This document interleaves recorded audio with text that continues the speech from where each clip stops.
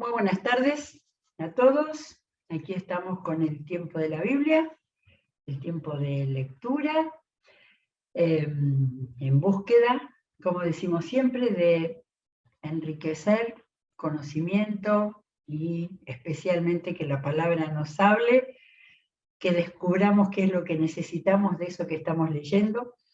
Bueno, después de muchos días vinimos nuevamente al Nuevo Testamento y estamos acá en una carta del apóstol Pablo que hemos descubierto que se considera quizás la primera de las cartas que Pablo escribió, ahí mismo en medio de su segundo viaje misionero, más o menos en el año 51, como dijimos ayer.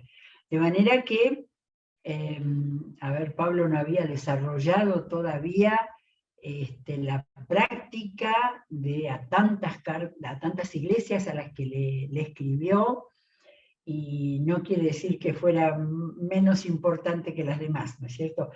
Pero lo que tiene interesante las cartas, pero la primera carta a los tesalonicenses, que tiene que ver con la vida, con las experiencias, con las emociones que él tiene en relación con una iglesia a la que visitó, no sé hace cuánto tiempo, a la que había visitado, pero sí con la que tenía todavía toda la sensación del encuentro. Es una carta que podríamos decir muy cariñosa. Bueno, ayer leímos en el libro de los Hechos todo el trasfondo. Yo creo que empezaría a leer un pedacito de lo poquito que tenemos de la visita a los tesalonicenses. En el capítulo 17 del libro de los Hechos nos cuenta Lucas que atravesando Anfípolis y Apolonia, Pablo y Silas llegaron a Tesalónica, en la provincia norte de Macedonia, la provincia norte de Grecia, donde había una sinagoga de los judíos. Como era su costumbre, Pablo entró en la sinagoga y 3 sábados seguidos siguió con ellos, ¿sí? El único dato así concreto es que estuvo 3 semanas, porque 3 sábados seguidos habló en la sinagoga. Pero se imaginan que Pablo no iba a hacer turismo cuando iba a un lugar, así que habrá hecho contactos, obra misionera, habrá visitado a los familiares quizás, no lo sé. Habrá ido al ágora, a la plaza que había en las ciudades griegas, y seguramente había entablado contactos. Claro, porque después mucha gente se dio cuenta que estaban allí, ¿no? Y ahí tenemos que dice, basándose en las Escrituras, les explicaba y demostraba que era necesario que el Mesías padeciera y resucitara. De manera que su predicación a los judíos fue en relación a explicar la palabra, todo lo que hablaba del Mesías, y que el Mesías había vivido, había enseñado en Judea y había muerto y resucitado. Entonces tenemos la primera dificultad, al punto que en algunas Biblias el subtítulo que le pusieron a este capítulo es Alboroto en Tesalónica. La NBI dice solo en Tesalónica. Los judíos, y algunos, éxito, algunos de los judíos se convencieron y se unieron a Pablo y Silas, y se acuerdan, un buen número de mujeres prominentes. Estuve leyendo en versión popular, dice mujeres distinguidas, y muchos griegos que adoraban a Dios, o sea, griegos creyentes en el Dios judío. Pero los judíos, llenos de envidia, reclutaron a las turbas, a los maleantes callejeros, armaron una turba. Y lo interesante que tomamos de este momento muy feo, porque hicieron apresar ahí a quien lo tenía a Pablo alojado, pero lo que ellos decían, estos que han trastornado el mundo entero han venido también acá. Claro, Pablo había hecho su primer incursión en Europa entrando por el norte de Grecia, no de Europa, sino de Grecia. De manera que el decir como hasta acá llegaron, como hasta el norte de Grecia. Pero lo impactante es que ellos ya sabían, y al cristianismo y a los apóstoles cristianos estaban diciendo que han trastornado al mundo entero, de manera que ya había llegado toda la obra misionera de Pablo, toda la obra de los judíos que habían escapado de la persecución en Judea y que habían ido a vivir no sé, a todo el mundo antiguo. Y todos ellos estaban sosteniendo y siguiendo la Gran Comisión. De manera que es un dato tan importante y impresiona estos que están trastornando. ¿Qué estaban diciendo? Que le estaban lavando la cabeza, que estaban cambiando. Pero nosotros sabemos que era mucho más que eso no era hacer correr una ideología, sino que estaban hablando de que Dios había venido al mundo y que había muerto y resucitado para hacer la más grande obra de transformación que las religiones no habían logrado.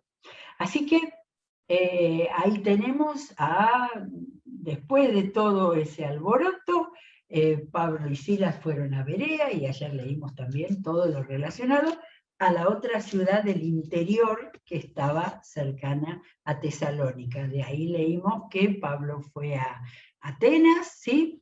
Después cruzó a Corinto y ahí encontró a Timoteo. De manera que el trío que llegó a Tesalónica no, Timoteo fue después, perdón. Había llegado Pablo y Silas, y después se agregó Timoteo para seguir. Ahí Pablo hizo su gran tiempo en Corinto. Cuando leamos las cartas de los Corintios vamos a repasar eso también, ¿sí? En Corinto se encontró con Timoteo, después estaba también Apolos. Ahí hay un crecimiento impresionante. En Tesalónica aparentemente fue muy corta. Y cuando leemos esta carta, descubrimos cosas asombrosas que no hubiéramos imaginado por el pequeño parrafito que hay en el libro de los Hechos de los Apóstoles, ya que fue puro sufrimiento, ¿no? Enseguida los empezaron a perseguir.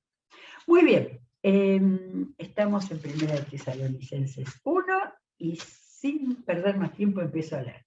Pablo, Silvano, o Silas y Timoteo a la iglesia de los tesalonicenses, que está en Dios el Padre y en el Señor Jesucristo. Así arranca. Gracia y paz a ustedes. Saludo típico de Pablo. Siempre damos gracias a Dios por todos ustedes cuando los mencionamos en nuestras oraciones. Pablo estaba en lo más seguro que estuviera en Corinto, al sur de Macedonia, al sur de donde estaban los tesalonicenses, trabajando arduamente, enseñando, estuvo más de un año. Sin embargo, les dice a los y no me lo imagino a Pablo diciendo cosas porque sí. Ya vamos a ver el espíritu y el tono que tiene esta carta. Entonces, damos gracias a Dios cuando los mencionamos en nuestras oraciones. Los recordamos constantemente delante de nuestro Dios y Padre a causa de la obra realizada por su fe, el trabajo motivado por su amor y la constancia sostenida por su esperanza en nuestro Señor Jesucristo. Como siempre Pablo diciendo un montón de cosas en un versículo solo. Así que en este abrir el corazón le está diciendo, le damos gracias a Dios. Y después termina todo este párrafo diciendo, por la esperanza en nuestro Señor Jesucristo. ¿Sí? Está hablando del Padre y del Hijo hasta ahora. Ahora, les recordamos a causa de la obra realizada por su fe. El su, ese quiere decir de ellos, de los tesalonicenses. La obra realizada por la fe que tenían. El trabajo motivado por su amor. Y la constancia sostenida por su esperanza en nuestro Señor Jesucristo. Pablo, es decir, acá empiezo a dudar, ¿habrá estado solo 3 semanas? Quizás ese problema con Jasón y con toda la movida de los maleantes callejeros fue unos días después.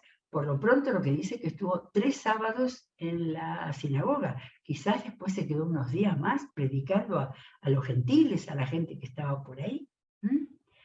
Pero eso es lo que les está diciendo de todo corazón, de reconocimiento, de obra que ellos habían hecho. No la obra que Pablo hizo predicando, no, la obra que ellos habían hecho, su fe, trabajo, motivado por su amor y constancia, sostenida por su esperanza en nuestro Señor Jesucristo.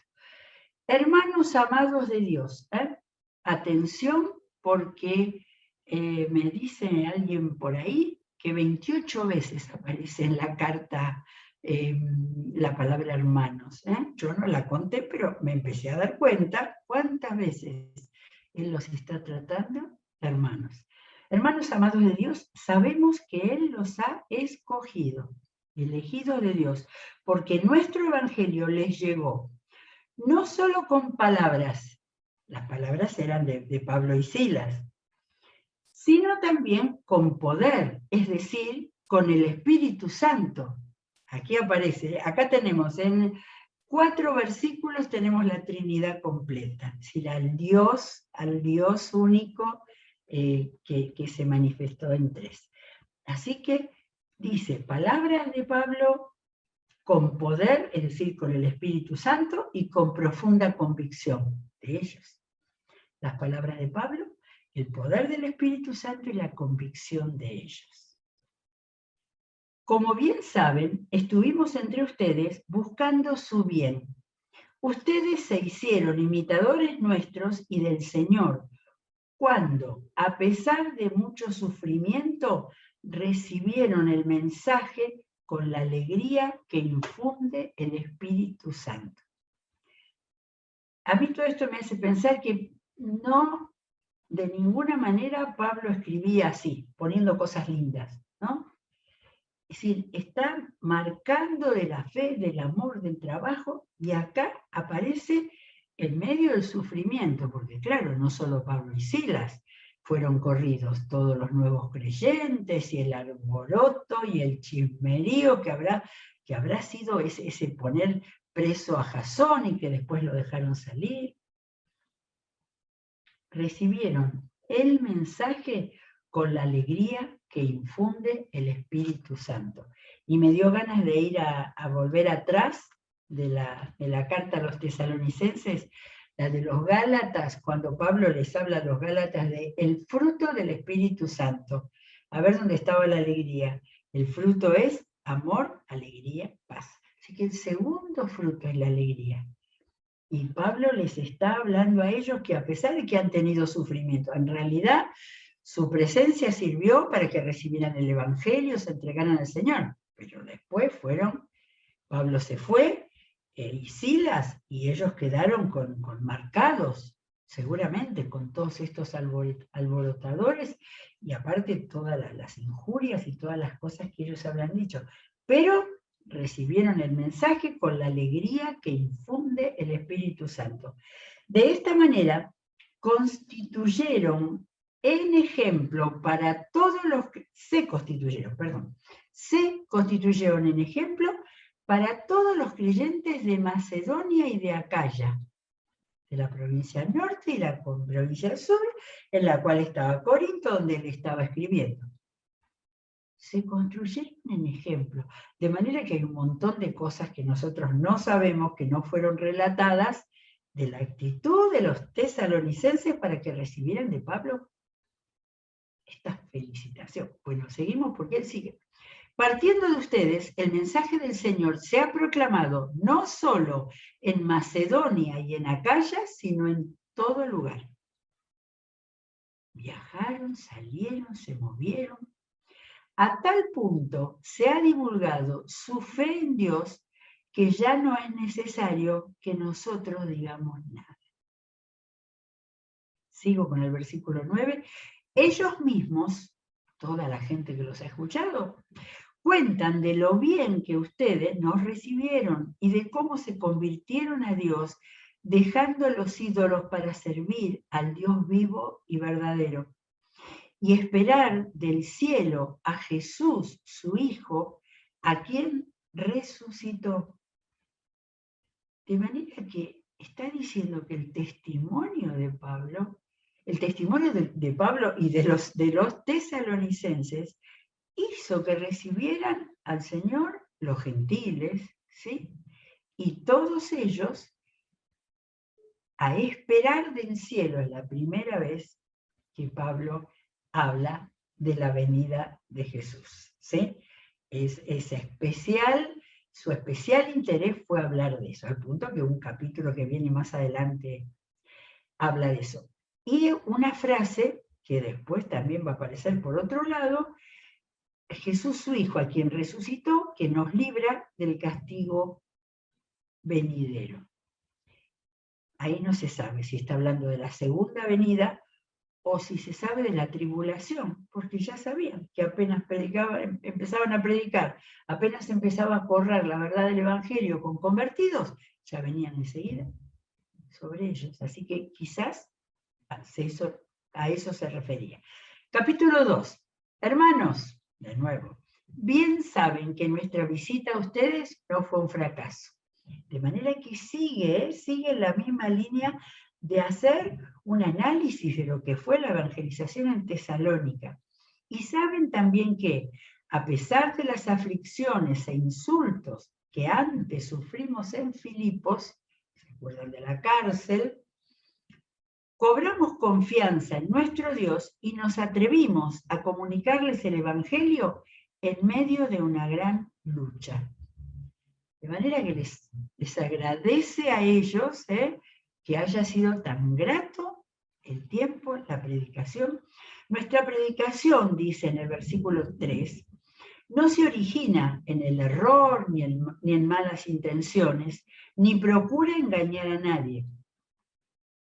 Esto es lo que habrían dicho de su predicación, esos maleantes alborotadores, ¿sí? Decir que venían con malas intenciones, que querían engañarlos. Eso siempre se va a decir, ¿no? Acusar al otro que quiere engañar cuando está planteando sus ideas lealmente. Entonces dice, al contrario, hablamos como hombres a quienes Dios aprobó y les confió el Evangelio. No tratamos de agradar a la gente, sino a Dios, que examina nuestro corazón. Es llamativo cómo Pablo siempre defiende su ministerio. Él no está por cuenta propia, él está porque Dios lo mandó. No tratamos de agradar a la gente, sino a Dios. Está diciendo, tratamos de agradar a Dios con lo que hacemos. Cada vez que hablamos a alguien del Señor, estamos agradando a Dios. Como saben, nunca hemos recurrido a las adulaciones ni a las excusas para obtener dinero. Seguramente que también les estaban diciendo que les sacaba plata. Pablo les sacaba plata. Dios es testigo.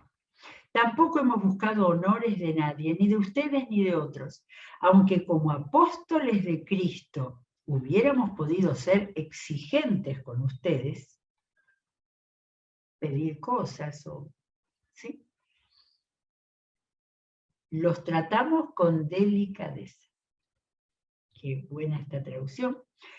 Y miren, Pablo diciendo, como una madre que amamanta y cuida a sus hijos. Acá estaba comparando el ministerio de ellos como una madre. Así nosotros, por el cariño que les tenemos, nos deleitamos en compartir con ustedes no solo el Evangelio de Dios, sino también nuestra vida. Palabras de cariño más impresionantes, ¿sí? Así pensándolo en este momento, no recuerdo que hubiera hablado tanto tiempo a otras iglesias. Quizás porque eran las primeras, era la segunda que visitó en Europa, ¿sí? Era el darse cuenta de que Dios lo había mandado por medio del hombre ese, que el varón que le habló de noche los había mandado a Europa. Y ahí habrá empezado a pensar Pablo que tenía que llegar al corazón del Imperio Romano. Bueno, no sé si lo dice por acá. Recordarán, hermanos, nuestros esfuerzos y fatigas para proclamarles el Evangelio y cómo trabajamos día y noche para no serles una carga, ¿sí? No sabemos, busqué ahí las referencias que hay, y hay otro en Corinto, a los corintios también Pablo les dice lo mismo, que no hemos sido una carga, ¿sí? Supongo que ellos los alojarían, como era normal en el mundo antiguo, pero Pablo, nada. Sí, seguramente lo que esto quiere decir que dinero, ya lo dice antes, que no habían recibido dinero. Versículo 10. Dios y ustedes me son testigos de que nos comportamos con ustedes los creyentes en una forma santa, justa e irreprochable. Por si había quedado alguna duda, cierra la presentación esta. Saben ustedes que a cada uno de ustedes lo hemos tratado como trata un padre a sus propios hijos. Ya había dicho madre antes, ahora padre también. Los hemos animado, consolado y exhortado a llevar una vida digna de Dios, que los llama a su reino y a su gloria. O sea, todo esto que va al fondo, porque esta no es una carta, hasta ahora no es una carta doctrinal, es una carta relacional. Ahí está hablando de lazos que han quedado en los nuevos convertidos, pero para objetivo que lleven una vida digna de Dios, que los llama a su reino y a su gloria. Ahí está la promesa. Así que no dejamos de dar gracias a Dios, lo mismo que le había dicho en el versículo 2, porque al oír ustedes la palabra de Dios que les predicamos, la aceptaron, no como palabra humana, sino como lo que realmente es palabra de Dios, la cual actúa en ustedes los creyentes. Acaba otra palabra para afirmar su fe. Ellos, él dice, no dejamos. Él habla en plural, Los que estaban ahí, estaba Silas y estaba Lucas, de lo que sabemos. Entonces, ellos lo que les habían dado y los tesalonicenses habían aceptado era palabra de Dios que actúa en ustedes los creyentes. Ustedes, hermanos, siguieron el ejemplo de las iglesias de Dios en Cristo Jesús que están en Judea. Aquí habla de dónde había estado Jesús y dónde había venido el Evangelio, ya que sufrieron a manos de sus compatriotas lo mismo que sufrieron aquellas iglesias a mano de los judíos. Estos mataron al Señor Jesús y a los profetas, y a nosotros nos expulsaron. No agradan a Dios y son hostiles a todos, pues procuran impedir que prediquemos a los gentiles para que sean salvos. Y eso era lo principal que Pablo remarcaba siempre, ¿sí? No era llevar una nueva doctrina. ¿Se acuerdan cuando les habló a los atenienses? Que ellos los tomaban, a ver, ¿qué trae qué nueva doctrina? No, el objetivo de la predicación del Evangelio es para que sean salvos. Así en todo lo que hacen, llevan al colmo de su pecado. Aquí está hablando de los que se oponían al Evangelio, pero el castigo de Dios vendrá sobre ellos con toda severidad. Y acá, así como terminó el capítulo 1, acá termina este largo párrafo del capítulo 2, hablando de nuevo de condena del Señor. Pero sigue un poquito más antes del 3, sí, tenemos unos poquitos versículos. Nosotros, hermanos, de nuevo, luego de estar separados de ustedes por algún tiempo, ya no estaba con ellos, en lo físico, pero no lo espiritual, con ferviente anhelo, hicimos todo lo humanamente posible para ir a verlos. O sea que Pablo quería volver a Tesalónica, al norte. ¿Se acuerdan que vimos que Corinto estaba al sur de la provincia de Acaya? Que Pablo quería volver a verlos. Sí, deseábamos visitarlos. Yo mismo, Pablo, más de una vez intenté ir. Claro, ellos se separaban, ¿no? Mandaban a unos a un lado, al otro. Yo mismo intenté ir, pero Satanás nos lo impidió. Acá habla concretamente. En resumidas cuentas, ¿cuál es nuestra esperanza, alegría o motivo de orgullo delante de nuestro Señor Jesús cuando Él venga? Segunda vez que habla de la venida. ¿Quién más sino ustedes? Sí, ustedes son nuestro orgullo y alegría. Qué palabras de cariño en estos dos primeros capítulos. Bueno, empezamos el 3, a ver un poquito si podemos leerlo. Por tanto, cuando ya no pudimos soportarlo más, pensamos que era mejor quedarnos solos en Atenas. Después de Tesalónica, Berea había ido a Atenas. Así que les enviamos a Timoteo, hermano nuestro y colaborador de Dios en Evangelio de Cristo, con el fin de afianzarlos y animarlos en la fe para que nadie fuera perturbado por estos sufrimientos. De manera que acá tenemos un dato en la vida de Timoteo. Si siguiéramos a Timoteo, que después tiene 2 cartas del apóstol Pablo, que fueron las 2 últimas que él escribió antes de su muerte.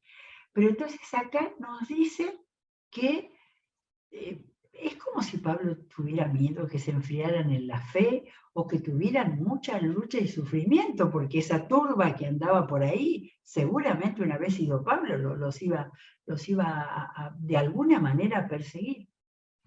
Así que nuestro colaborador de Dios en el Evangelio de Cristo para afianzarlos y animarlos en la fe, para que nadie fuera perturbado por estos sufrimientos. Ustedes mismos saben que se nos destinó para esto, pues cuando estábamos con ustedes les advertimos que íbamos a padecer sufrimientos, y así sucedió. Y así ellos lo vieron y lo padecieron, y Pablo se fue y ellos lo habrán seguido padeciendo. De manera que esto es lo que aparentemente entendemos que Pablo era su preocupación y su temor, que ellos fueran perseguidos y se les ocasionara sufrimientos. Por eso, cuando ya no pude soportarlo más, mandé a Timoteo a indagar acerca de su fe. No fuera que el tentador, segunda vez que habla de Satanás, los hubiera inducido a hacer lo malo y que nuestro trabajo hubiera sido en vano. No, acá ya lo dice clarito, clarito. Él tenía miedo que ellos se enfriaran, se apartaran. Pero en el 6 ya tenemos la respuesta. Ahora Timoteo acaba de volver de Tesalónica, por lo cual pareciera que en el interín que Pablo estaba escribiendo esta carta, volvió en ese momento Timoteo. Acaba de volver de Tesalónica con buenas noticias de la fe y del amor de ustedes. Nos dice que conservan gratos recuerdos de nosotros y que tienen muchas ganas de vernos, tanto como nosotros a ustedes. Por eso, hermanos, en medio de todas nuestras angustias y sufrimientos, ustedes nos han dado ánimo en su fe. Así que vamos a terminar acá, ánimo en su fe. Ahora sí que vivimos, como si dijera, nos da alivio, nos da vida al saber que están firmes en el Señor. Así que estamos más o menos en la mitad de la carta, ¿sí? Más o menos. Y entonces ha sido un meternos en el interior de los sentimientos de Pablo con su primera iglesia, en realidad con su primera carta, no con su primera iglesia, pero con el primer contacto que él establecía después de haber estado en Europa, segundo lugar. Y Pablo está mostrando la necesidad de estar tranquilo con ellos. Así que trajo buenas noticias de la fe, del amor de ustedes y al saber que están firmes en el Señor. Así que pongo mi señalador, mañana seguimos con la mitad del capítulo 3, 4 y 5. Seguimos con toda la programación y seguimos leyendo la palabra del Señor. Que Dios los bendiga. No estaremos mañana, vamos a tener el fin de semana de hermosísimas reuniones como siempre. Nos volvemos a encontrar en la próxima Abrir la Biblia.